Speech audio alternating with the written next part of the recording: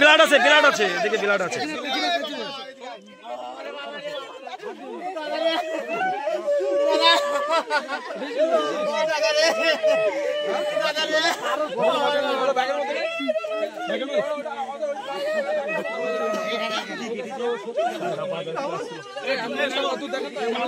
বাড়ি থেকে বেরিয়ে এসেছিল, বাড়ি থেকে কখন এসেছিল? তখন কটা বাজে? 4টে নাকি? হ্যাঁ 4টে হবে হয়তো। 4টে বাজে তখন। বৈকাল 4টে। হ্যাঁ। কি বলে এসেছিল বাড়িতে? বললো মুন্নিস দেখে আসে। আচ্ছা, মাঠের জন্য? হ্যাঁ। আচ্ছা, দিয়ে তারপরে এই খবরটা কখন পেলেন? এই খবরটা আমরা এই 8 ঘন্টা হবে পেলাম। তখন গ্রামের শুনিয়া লোক সব চলে এসে, আমরা জানি না। আমরা ফোন করছি, ফোনে ধরছি না। দিয়ে আমার দেওরকে বললাম ফোন করো, তো ফোনে ধরলো না। আমাদের পাশের বাড়ির একটা দাদাকে বললাম, তাও বলি ফোন ধরলো না। তারপরে শুনছে মার্ডার হয়ে গিয়েছে দাদা আমাদের। আচ্ছা, উনি কি করতেন? চাষ করতো, ট্র্যাক্টর ছিল, মিনি আছে, চাষবাস করতাম আমরা। জমি জায়গা চাষবাস করতেন? হ্যাঁ, আমাদের জমি যা আছে গ্রামের সব জমি জায়গায় চাষ করে দিত। আচ্ছা, কোনো ব্যবসা বাণিজ্য করতো? ওই তো ট্র্যাক্টর আছে যে। ট্র্যাক্টর আছে? হ্যাঁ, ট্র্যাক্টর আছে, মিনি আছে, জল দেয়। সংসারে কে কে আছে? সংসার আমি, আমার বৌমা, আমার ছেলে আর নাতনি। আমি এর বিয়ে হয়ে যাইছে। আমাদের সংসার অশান্তি নাই। কি নাম স্বামীর? স্বামীর নাম ষষ্ঠী ঘোষ। আপনার নাম কি? আমার নাম শ্যামলী ঘোষ। শ্যামলী। বাড়ি? বাড়ি সেহালাই। ঠিক। আমি বাড়িতে ছিলাম, তা উত্তম আমাকে ফোন করে বললো যে তোর শ্বশুর মার্ডার হয়ে গিয়েছে। তখন কোথায় বলছে? নদীর ঘাটে। এইটুকুই। এবার কতজন ছিল কি ছিল সেটা কিছু জানি না। এসে দেখলাম যে ধারালো অস্ত্র দিয়ে কুপিয়েছে। মানে কোথায় ঘটনাটা কিভাবে ঘটেছে, কোথায় গেছিল? ওটা ট্র্যাক্টরের টাকা তোলাতে, মানে চাষের টাকা, সেই টাকা তুলিয়ে ফেরার পথে তখন ইয়ে করে কুপিয়েছে। কোন জায়গাটায়? নদীর ঘাটে। আপনার সোনিয়া থেকে বেরিয়ে ওই সেহালাই ঢোকার আগে যে নদী আছে ওই নদীতে। মানে বাড়ি কোথায় ওর? বাড়ি সেহালাই। সেহালাই বাড়ি? মানে বাড়ি থেকে কতটা দূরে? 300 মিটার হবে আপনার। 300 মিটার দূরে? 300 থেকে 400 আনুমানিক। মানে কি চাইছেন এখন বিষয়টা? বিচার। এর আগে একবার অ্যাটাক হয়েছিল? হ্যাঁ, অ্যাটাক একবার না, আপনার 3-4 বার অ্যাটাক হয়েছিল। ওটা কি কারণে, কি সত্যতা থেকে আগে কি জানতে পেরেছিলেন? বাড়িতে টাকা ছিল 2.5 লাখ, সেটা বলো। তা বাড়িতে আগে টাকা চুরি করে নিয়েছিল, দিয়ে সে চোর ওরা পালিয়ে গিয়েছে। পালিয়ে যাওয়ার পরে তখন থেকে ওরা অ্যাটাক করে। মানে ও তো আপনার শ্বশুরের কি নাম? আমার শ্বশুরের নাম হচ্ছে ষষ্ঠী ঘোষ। ষষ্ঠী ঘোষ তো সক্রিয় একজন তৃণমূল কর্মী ছিল। হ্যাঁ, তৃণমূল কর্মী। তাহলে কারা খুন করলো বলে মনে হচ্ছে?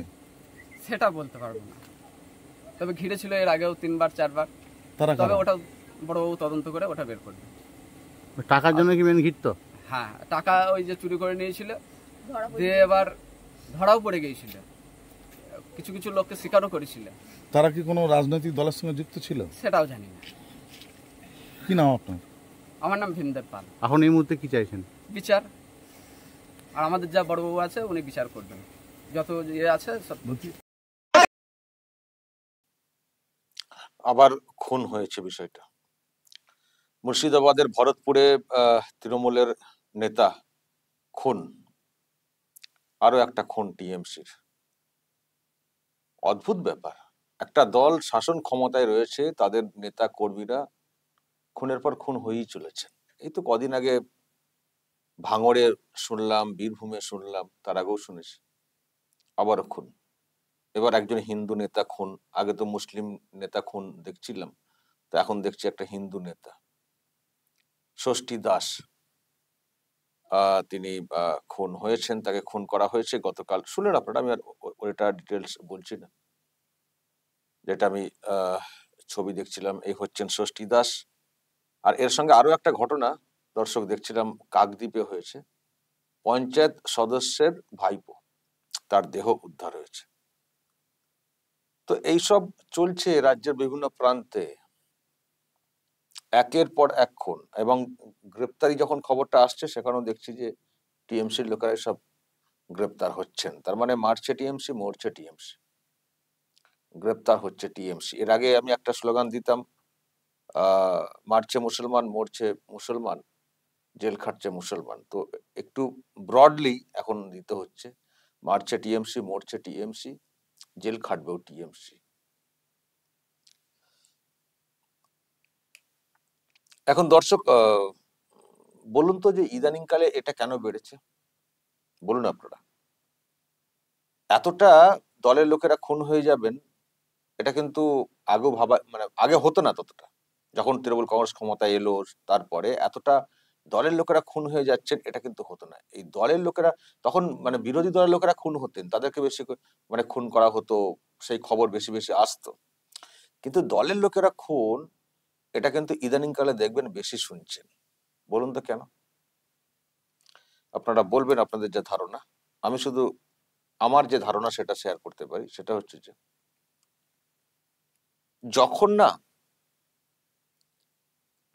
টাকা পয়সার টানাটানি হয়ে যায় তখন কিন্তু মানুষ অনেক সময় হিংস্র হয়ে যান, জানেন তো এটা। সবাই অতটা উদার থাকতে পারেন না বা সহনশীল হন না। যখন টাকা পয়সার সংকট দেখা দেয় এবং জানতে পারা যায় যে ওই ব্যক্তির কাছে, আমাদেরই লোক, ওই ব্যক্তির কাছে টাকা পয়সা আছে, তখন কিন্তু মানুষ হিংস্র হয়ে ওঠেন। তাকে চাপ দেওয়া হয়, নর্মালি না দিলে আরো জোরে চাপ, একান্তই না হলে খুন, বা অনেক সময় জ্ঞানই থাকে না কি করছি জ্ঞানই থাকে না, মাতালের মতো একটা অবস্থা হয়ে যায়, মানে দিশেহারা পরিস্থিতি হয়ে যায়। ধরুন একটা সময় খুব ভালো সংসার চলতো, হঠাৎ করে টাকা পয়সা অফ। যখন ভালো আপনার সংসার চলতো তখন যার সঙ্গে একসঙ্গে মিশতেন, থাকতেন, এনজয় করতেন, আপনি দেখছেন তার কাছে কিন্তু এখনো আছে, আমার কাছে নেই। আমি দুজনের কথা বলছি। তখন কিন্তু এটা সবাই নিতে পারে না। আর যারা চোর ছাচর হয় তারা তো নিতেই পারে না। দেখুন, আপনি আপনার পয়সাতে নিজস্ব ইনকাম করলে, ইনকাম করতে এখন ইনকাম নেই তাও এগুলো সহ্য হয়ে যায়। আর সততার একটা ব্যাপার থাকে। অনেক মানুষ তারা ভাবেন যে আমার আগে ছিল এখন নেই, ঠিক আছে এখন আমাকে এইভাবে চলতে হবে। কিন্তু চোর ছাচর যারা, তারা কিন্তু এগুলো সহজে মেনে নিতে পারে না, তারা হিংস্র হয়ে ওঠে। তো সেই হিংস্রের যে ব্যাপারটা, সেটা এই টিএমসির মধ্যে আপনারা একটু বেশি দেখবেন। সবাই তো মোটামুটি চোর ছাচর। এবার একটা সময় টাকা পয়সা ছিল, এখন ইনকাম কমেছে, এটা তো নিশ্চয়ই জানেন। এখন ইনকাম অনেকটাই কমেছে। আগে পঞ্চায়েতে অনেক কাজ আসতো, মানে টাকা আসতো, সেই টাকা কমেছে। টাকা পয়সা নেই সরকারের, কারণ অন্যভাবে টাকা পয়সা খেলা মেলা ইত্যাদিতে খরচা করে। ফলে এমনি ফান্ডিং নেই, দেখছেন তো রাস্তাঘাটের অবস্থা। ফলে কাটমানি যেটা মানে খুব হতো সেটা এখন কমেছে। কাজই নেই তো কাটমানি, কাজ হলে তো কাটমানি।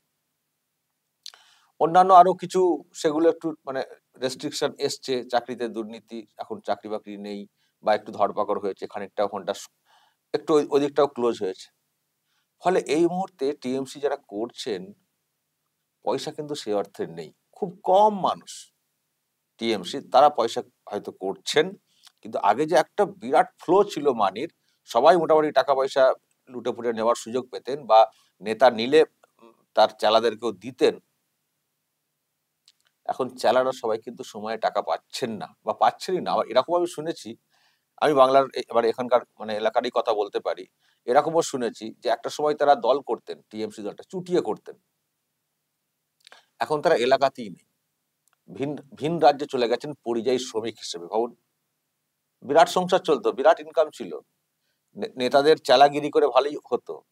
এখন এমন অবস্থা, নেতারই হাতে নাকি ঠিক মতো টাকা আসে না, আর নেতা তো দেন না, সেই জন্য সংসার চালাতে তারা এখন ভিন রাজ্যে পরিযায়ী শ্রমিক হিসেবে কাজ করতে চলে গেছে। আপনারা এলাকাতে খোঁজ নিন, আপনাদের এলাকাতেও পাবেন। মানেটা কি, ইনকাম সেই ফ্লোটা নেই, কারণ রাজ্যটা হচ্ছে দেউলিয়া হয়ে গেছে।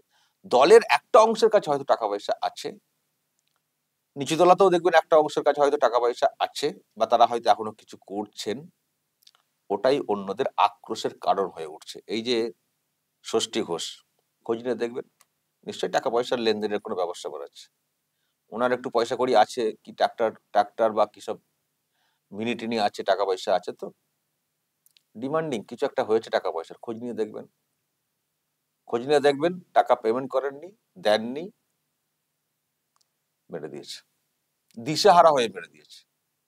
সব খুন যে প্ল্যান মাফিক হচ্ছে তাও না, কিন্তু অনেক সময় দিশেহারা হয়ে কি করবো কেন জ্ঞান মেরে দিচ্ছে, দিয়ে পরে ধরা পড়ে, তখন ধরা পড়ে যাওয়ার পরে আফসোস করছে, এরকম লোকও আছে। তো এটা হচ্ছে তৃণমূল কংগ্রেসের অবস্থা। এটা কিন্তু আরো বাড়বে, কারণ টাকা পয়সার ফ্লো আর এই সরকার আমলে বেশি কিছু হবে না। ঋণ নিয়ে নিয়ে তারও একটা লিমিট চলে এসছে, মানে একেবারে দেওয়ালে পিঠ থেকে যাওয়ার মতো। ফলে তৃণমূল যারা করছেন, সবাই তো এখন আর তৃণমূল করছেন না, তো যারা করছেন তারাও একটা সময় করতে পারবেন কিনা, কারণ এই দলটা করতে গেলে টাকা পয়সা না ছড়ালে এই দলটা কেউ করবেন না। ভক্তিতে এই দলটা কেউ করেন না, টাকা পয়সা ছড়াতে হয়। সুতরাং টাকা পয়সা যখন ছড়াতে পারবেন না, বা যাদেরকে টাকা দিয়ে আসছিলেন হঠাৎ করে অফ করে দিলেন, চেলাদেরকে, খুন হয়ে যাবেন, খুনও হয়ে যাবেন, আক্রোশের শিকার হয়ে যাবেন। ফলে দেখবেন দর্শক, যত দিন যাবে এই টিএমসির লোকেরা মানে খুন হয়েই যাবে, আরো বেশি, এই খুনের সংখ্যা আরো বেশি হবে। কারণ ক্রাইসিস তৈরি হচ্ছে, ফান্ডে ক্রাইসিস তৈরি হচ্ছে দিনের পর দিন। দেখবেন আপনার এলাকার খোঁজ খবর নিয়ে যারা একটা সময় জনপ্রিয় নেতা ছিলেন, এখন তারা অনেকে কেমন শত্রু হয়ে গেছেন। কেউ হয়তো সাইড হয়ে বসে গেছেন হয়তো একটু বেঁচে গেছেন আর কি প্রাণে। যারা এরই মধ্যে চেষ্টা করছেন অথচ চালাদেরকে সন্তুষ্ট করতে পারছেন না, দেখবেন কেমন তারা আক্রোশের মধ্যে পড়ছেন। তাদের লাইফ থ্রেট সব সময়, মানে লাইফ রিস্ক সব সময় আছে। এই হচ্ছে ব্যাপার। এটা অন্য কাউকে দোষ দিয়ে লাভ নেই, বিজেপি সিপিএম দোষ দিয়ে লাভ নেই, সব গোষ্ঠীদ্বন্দ্ব আর ওই টাকা পয়সা। আর এরকমও কিছু ঘটছে, এলাকা দখল, ধরুন কেউ না একটা নেতা দখল করে রেখেছেন, ঠিক মতো করে আমাকে শেয়ার দিচ্ছেন না, ওকে হটিয়ে দাও, আমি পুরো ক্ষমতাতে আসবো, বা বকরা নিয়ে ব্যাপার, এইসব ব্যাপার। তবে মূল কারণ কিন্তু আর্থিক সংকট। টিএমসি দলের মধ্যে একটা আর্থিক ক্রাইসিস তৈরি হচ্ছে। যেভাবে তারা হেসে খেলে চলছিল সেটা হচ্ছে না, সেখান থেকে আক্রোশ বাড়ছে, ওখান থেকে খুন খারাপই হয়ে যাচ্ছে। দর্শক বলবেন, যদি আপনাদের এই নিয়ে কিছু বলার থাকে অবশ্যই বলবেন, এবং নজর রাখবেন আরামবাগ